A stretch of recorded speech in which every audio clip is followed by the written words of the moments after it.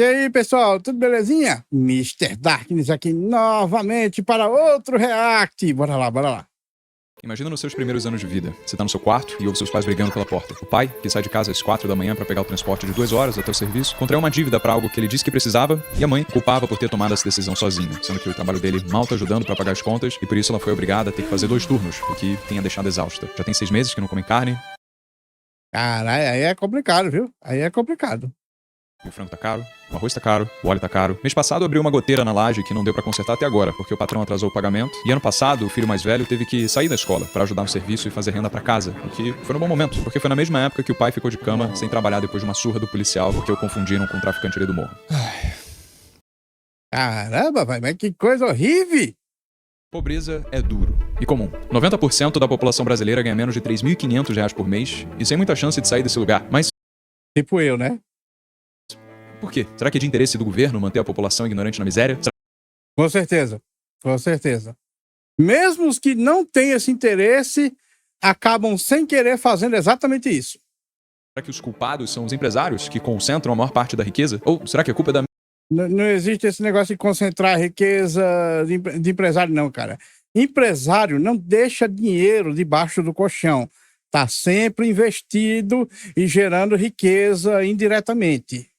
mentalidade do povo que não foi moldado para o mindset de sucesso? Enfim, por que é tão difícil sair da pobreza? Pobreza é herdada. Não, ela não é passada por genes, mas ela é deixada de legado, da mesma forma como Sim, sim. Tanto é que eu costumo fazer o exemplo lá de você pega 2 famílias, cada uma recebe 100 mil. Aí uma dá para os 2 filhos e tal, que fez escola e tudo mais, só que a outra teve uma caralhada de filho. Então esses 100 mil vão ser muito mais divididos e quando esses filhos crescerem, cada um deles vai fazer muito menos do que 100 mil. fortunas. Um filho nascido de pais pobres vai também, invariavelmente, nascer pobre. E ainda que o ato de nascer pobre não seja necessariamente a causa para alguém se manter pobre, as consequências de nascer pobre são, de certa forma, também a causa da prolongação da pobreza. E a primeira causa do porquê é tão difícil sair da pobreza é o exemplo. Vou explicar.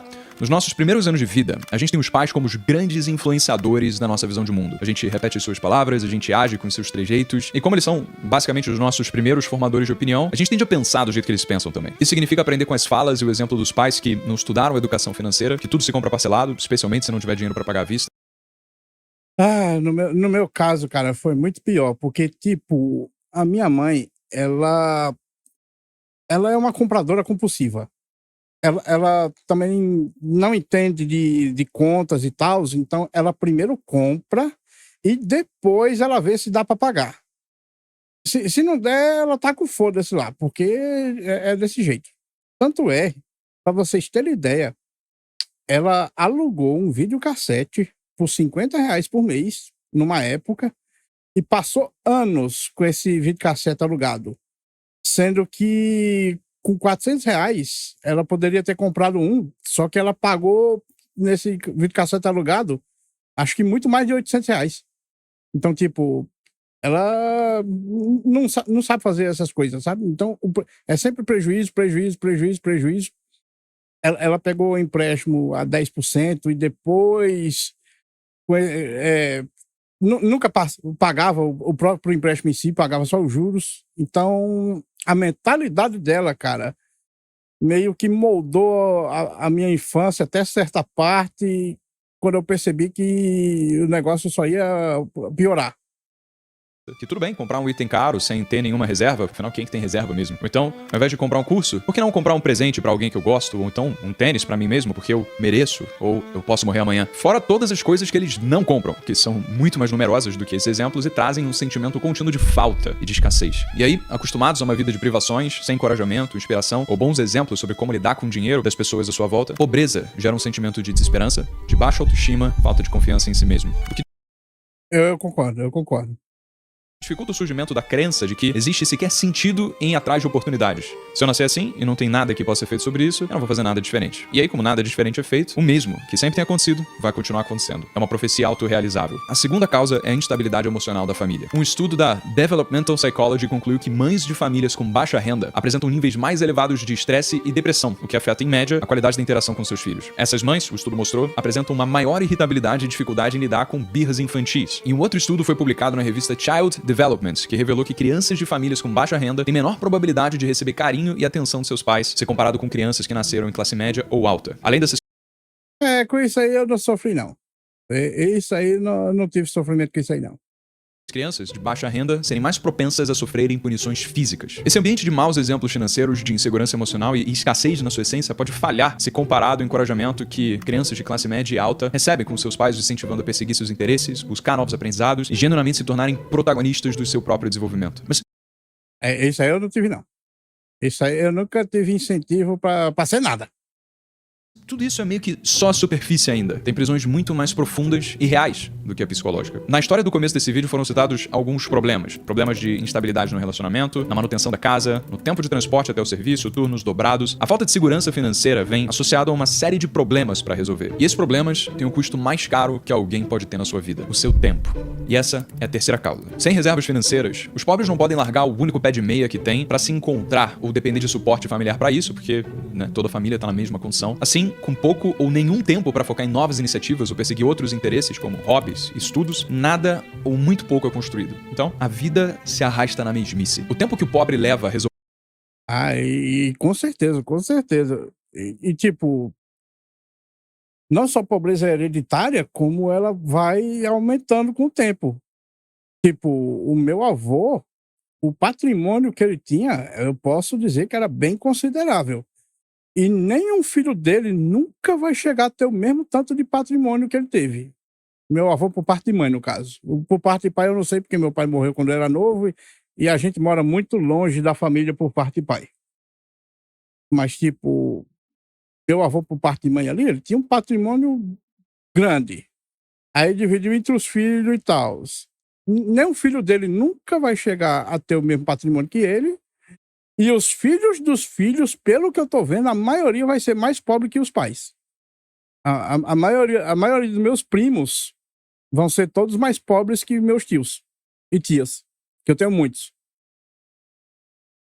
resolvendo problemas em casa, problemas no relacionamento, problemas na saúde, problemas de transporte, é tempo que deixa de ser usado fazendo outras coisas que poderiam ajudá-lo a construir uma condição melhor para si mesmo, como estudar. E não é como se governos em todo o mundo não tentassem resolver isso. No Brasil, por exemplo, se uma família tem filhos em idade escolar, os seus filhos precisam estar matriculados na escola e indo às aulas para a família continuar recebendo Bolsa Família. No Brasil, isso desincentiva que os pais obriguem os filhos a largar a escola para ajudar a trazer renda pro lar. Aí entra um quarto problema: a qualidade da educação pública. A qualidade da educação pública aqui no Brasil é um lixo. Tá. Então, é obrigatório que os filhos estejam matriculados numa escola. Mas essa escola muitas vezes falha na sua única função básica: ensinar. Remuneração baixa para os professores atrai profissionais pouco qualificados. Pouco investimento em infraestrutura não só não dá insumos para jovens se desenvolverem, mas muitas vezes ativamente os distraem. Cadeiras e lousas quebradas, falta de equipamento em laboratórios, professores que faltam semana sim, semana não, porque eles não são punidos pelo sistema público quando fazem besteira. Então, jovens, muitas vezes, frequentam por anos instituições que não concedem o básico para que possam desenvolver uma visão de mundo e se prepararem para deixar a prisão da pobreza, sendo condenados a ela. E um outro grande causador disso é uma completa falta de noção do que realmente ajuda a combater a pobreza por parte do governo. Esse é o número 5, a qualificação dos governantes. Eu li um livro que se chama Freakonomics, onde ele mostra que em 2024, o governador de Illinois anunciou um plano para enviar um livro por mês para casa de cada criança do estado, desde o momento que nasceram até entrarem na classe de alfabetização. Eita porra, mas isso aí não vai dar um prejuízo grande, não? Fora que ele vai ter que cobrar uns impostos do caralho pra fazer isso, né? Imagina o desperdício, cara.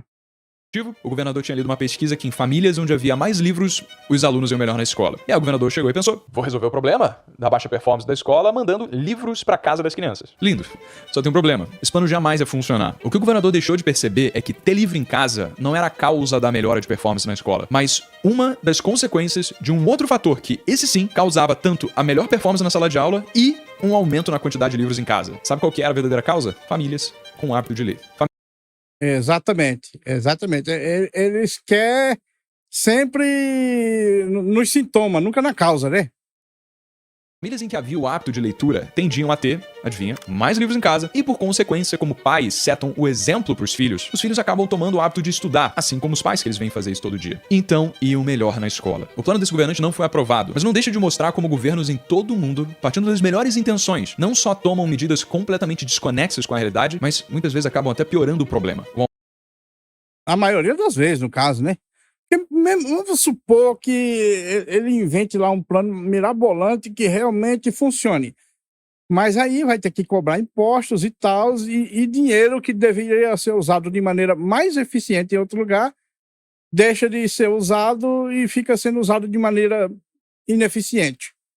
Então, tipo, não importa o quão benéfico sejam as coisas que o governo faz, ele é um terceiro e ele é ineficiente. Ele nunca vai saber gastar o seu dinheiro melhor que você. Nunca. O aumento da tributação, a emissão exagerada de moeda, o aumento da dívida pública, todas essas coisas no curto prazo podem elevar os índices de popularidade do governo, principalmente entre a população mais pobre, porque gastar muito passa a impressão que o governo está aumentando os investimentos e por isso está fazendo mais. E é por isso que Lula sempre vem com aquele papinho. Ah, não é gasto, é investimento. Isso aí é golpe, pessoal. Isso aí é golpe para enganar pobre otário. É um dos maiores golpes que tem. Ele vai lá, gasta de monte e diz: isso aqui é tudo investimento aí. Só que gastar muito, principalmente quando a fonte do recurso é dívida, impressão de moeda ou aumento de tributo, expande a oferta monetária de dinheiro na economia sem aumentar a produção do país na mesma proporção. Isso gera inflação. E quem é que paga a conta da inflação? O pobre. Quando Exatamente. Ele fica aumentando os gastos lá e tudo mais. É investimento, não é gasto não, é investimento, olha. o governo aumenta os seus gastos, para onde que esse dinheiro vai? Para as empresas que prestam serviços para o governo. Só que essas empresas recebem o dinheiro antes dele ser reinjetado na economia. Eita, olha o efeito Cantillon aí. Olha o efeito Cantillon aí aparecendo. E por isso conseguem acesso a esse recurso antes dos preços subirem. Então, tanto o governo quanto essas empresas, amigas do rei, elas podem proteger o seu poder de compra comprando terrenos a preços antigos que se valorizam com a inflação, elas podem investir esse recurso, enquanto a folha de funcionários públicos e a folha de funcionários privados das outras empresas e os funcionários dos funcionários, ela só vai ser reajustada no ano que vem, já depois de ter passado meses de preços altos. Enquanto isso, o preço do arroz foi subindo, do feijão, da carne e de todos os bens de consumo da cesta básica. Ou seja, na tentativa de ajudar o pobre, os governantes muitas vezes, pela completa cegueira de entender a causa raiz do problema, acabam protegendo os ricos e criando ainda mais desigualdade. O nome desse fenômeno é efeito Cantillon, e eu falo mais sobre ele nesse vídeo aqui em cima, caso você queira se aprofundar. Breno. Que legal, ele falou. Ele falou o nome do efeito, cara. É efeito Cantillon aí, ó. Peraí, você não acha que é interesse do governo prender a população na pobreza e na ignorância para que o governo mal intencionado possa assim se manter no poder? Cara, o governo não é uma só pessoa. São milhares dele. E a maioria tá lá não para fazer coisa boa. Tá lá só para ganhar dinheiro mesmo. É o que a gente chama de centrão lá. Eles estão lá só para vender as suas coisas pelo maior preço, cara. O governo é um conjunto de dezenas de milhares de pessoas, muitas vezes com opiniões conflitantes, e que juntas operam a máquina do Estado. É possível a gente saber da intenção individual de cada funcionário público? Não, eu conheço a intenção de alguns amigos que são funcionários do governo, da minha mãe, que é aposentada, mas era funcionária pública, e também a pessoa mais ética que eu já conheci. E é o que eu cheguei à conclusão é que não existe uma seita governamental em que todos os governantes, quando chegam ao poder, juram um pacto para ferrar o povo. Eu acredito genuinamente que tem uma parte relevante deles que é bem intencionada. Mas isso não importa. O governo, a entidade governo é o nosso maior inimigo. Não importa o quão bem intencionado esteja, mesmo que todo mundo lá, todo mundo, 100% deles, queira só fazer o bem para a população. Não importa, eles são um terceiro. E o terceiro sempre vai dar prejuízo. Tipo, imagina a seguinte situação. Você quer fazer uma escola. Beleza, a escola custa, sei lá, 100 mil. Se você der esses 100 mil diretamente pro pessoal que vai fazer a escola, então você está dando 100 mil para eles fazer. Agora chega o governo, me dá esses 100 mil aqui, eu vou tirar a minha parte, que no caso, como a gente tem muito governador, não sei o que, a minha parte é 70 mil. Pronto, sobrou 30 mil para fazer a escola. Tá lá, vamos fazer. E é isso que acontece. Você acha que a escola vai ter a mesma qualidade, você entregando o dinheiro para um terceiro, do que você mesmo fazendo a escola? Não vai. E eu tô sendo generoso, dizendo que eles tiraram só 70 mil. Tô sendo generoso. Porque quando a gente vê as coisas feitas pelo público aí, que normalmente era para ser feita pelo governo, sai 10 vezes mais barato. Sai 10 vezes. Eu lembro que tá notícia aí que os caras foram fazer uma ponte, O governo dizia que aquela ponte ia sair por 50 milhões. A população fez por 5 milhões. E ficou melhor do que as outras pontes que o governo fez, porque teve uma enchente lá, que vocês viram essas enchentes aí num estado aí que eu já nem lembro mais, porque faz tempo pra caramba. Acho que foi no ano passado. A ponte do governo lá caiu, ponte que era perto, mas aqui a população fez só por 5 milhões, tá lá, resistindo. Então, tipo, o governo vai lá, faz os negócios superfaturados lá, fica com a maior parte do dinheiro e ele entrega porcaria. Então, não importa o quão benéfico todo mundo ali quer ser. Se for 100% ali querendo o bem da população, não importa. Vai ser prejuízo para todos, sempre. É por isso que a gente tem que diminuir o governo. Ele é nosso inimigo.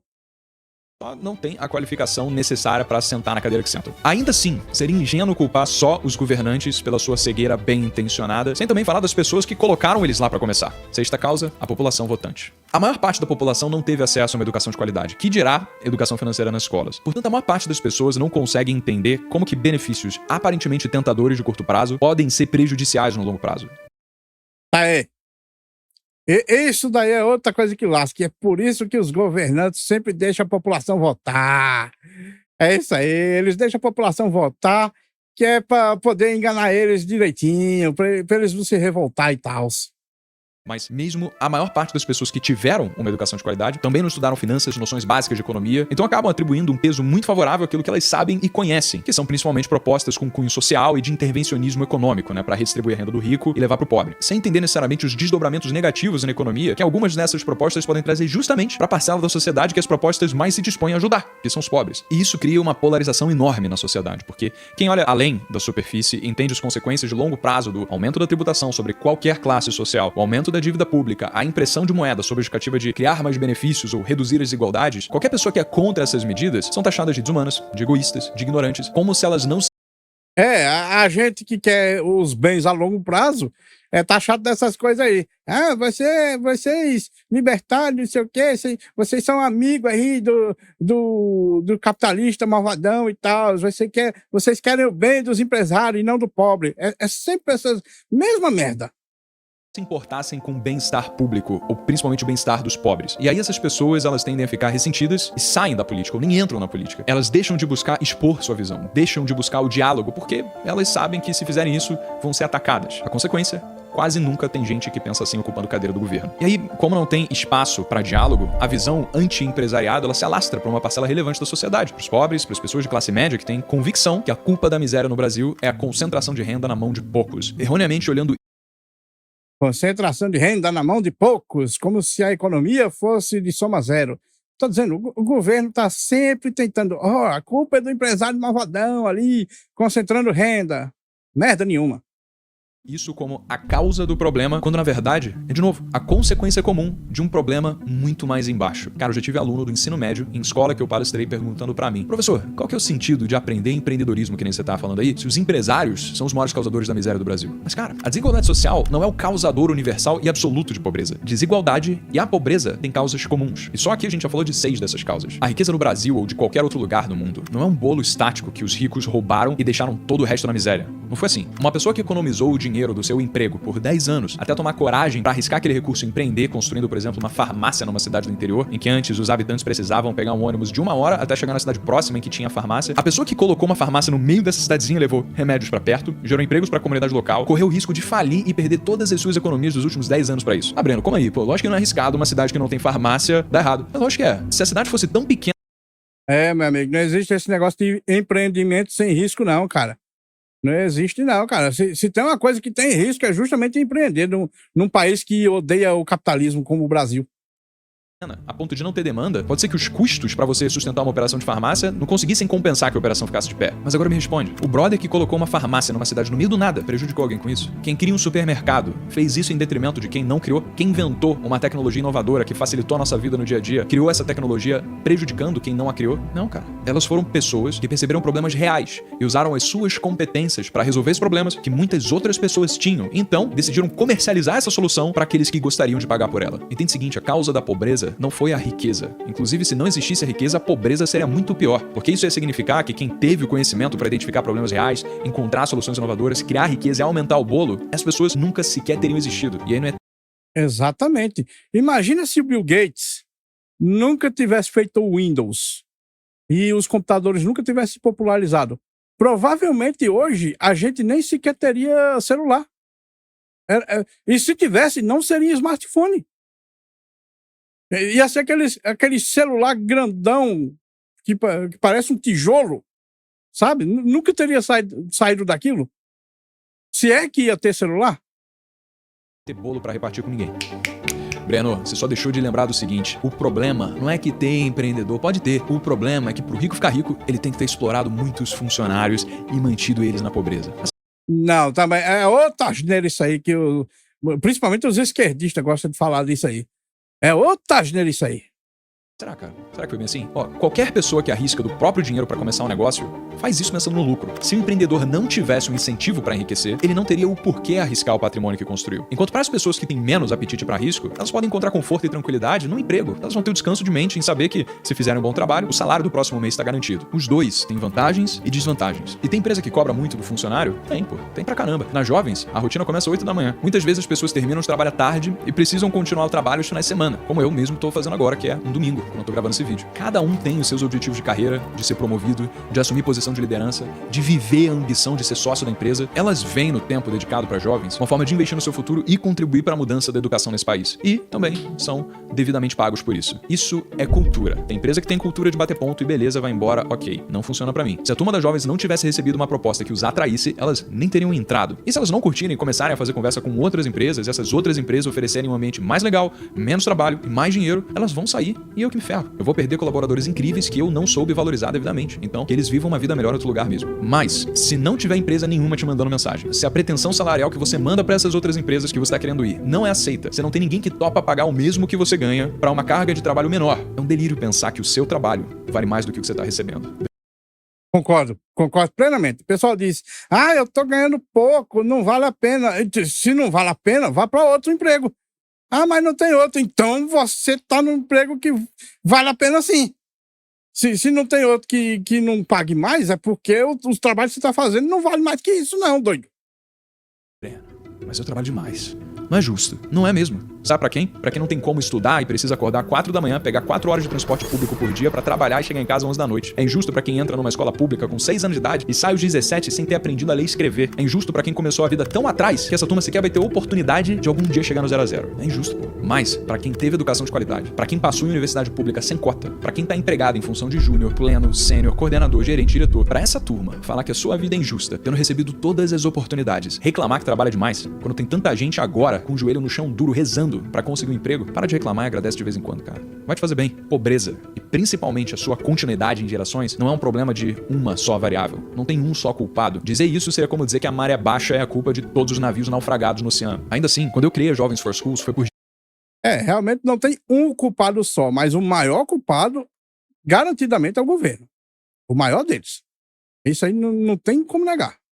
Genuinamente entender que a melhor esperança que a gente tem de mudar esse ciclo vicioso da pobreza é por meio da educação de qualidade. Finanças pessoais, investimentos, economia, desenvolvimento de produto, marketing, vendas, retenção de clientes, finanças corporativas, liderança, autorresponsabilidade, resolução de problemas. Todos esses são tópicos estruturantes de um programa cujo único objetivo é dar oportunidade para as pessoas saberem que elas podem sonhar, que pode sonhar, sonha grande, vai fundo, porque a Jovens te ensina a realizar. O meu propósito é levar esse conhecimento para todo o Brasil, para jovens conseguirem aprender educação financeira, empreendedorismo, inteligência socioemocional com qualidade em todas as salas de aula, todas. Se você quiser conhecer melhor o programa ou mandar para uma escola que você tenha algum vínculo, eu vou adorar falar mais um pouco dele para que essa escola faça parte de uma das mais de 50 que a gente já tem espalhadas pelo Brasil. Então vai no link aqui na descrição, preenche o formulário do site e Jovens vai ficar feliz em entrar em contato. Deixa um like nesse vídeo se esse vídeo te engrandeceu alguma coisa, se inscreve no canal, comenta aqui embaixo quais são as outras causas da pobreza que você vê. E também talvez você deva se interessar por um desses vídeos aqui. Valeu! Tem muitas causas da pobreza, cara, tem muitas causas. E, sinceramente, cara, eu não vejo como isso vai diminuir, não. Eu espero que, no futuro, os maiores influenciadores, por assim dizer, comecem a falar dos malefícios que o governo e comece a falar sobre finanças e tal. Se todos os maiores influenciadores conseguirem fazer isso, vai mudando uma parcela da população de pouquinho em pouquinho. Mas isso é um negócio que vai ser a longo prazo, velho. Enquanto isso, o governo tá lá dizendo, a culpa é do empresário malvadão e tal. Vocês aí que empreenderam aí, vocês é tudo vilão. Lucro é roubo. Vixe, o pessoal comunista dizendo que lucro é roubo, cara. Aí não tem jeito não, cara. Aí não tem população que enriqueça. Bom, pessoal, esse vídeo fica por aqui. Muito obrigado por terem assistido até o fim. Não se esqueçam de deixar o like, se inscrever no canal e comentar com suas opiniões. Considerem também ativar o sininho para serem notificados das lives e vídeos. Meu nome é Mr. Zaknis, um grande abraço por trás com muito carinho e até a próxima. Fui!